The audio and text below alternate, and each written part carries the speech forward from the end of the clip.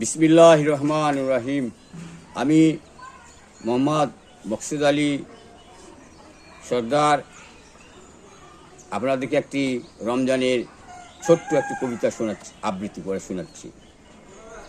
আইরে মুমিন মুসলমান, এসেছে মাহে রমজান, সেহরি খেয়ে রোজা রেখে করি আল্লাহর কাম।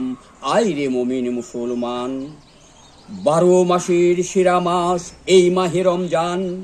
এই মাসেতে আল্লাহ তাআলা নাজিল করেন কোরআন। এই কোরআনে লেখা আছে মোদের ভাগ্যলিপি। কোরআন পড়ব দেখে বুঝে করব আল্লাহর বন্দেগি। আইরে মুমিন মুসলমান, ইসলামে আছে 5টি খুঁটি, তারই মাঝে রোজা একটি। বলে গেছেন দিনের নবী, হাদিস খুলে সবাই দেখি। এই রোজাগুলি করলে পালন, আল্লাহ যেন হয় রাজি খুশি। এই রোজা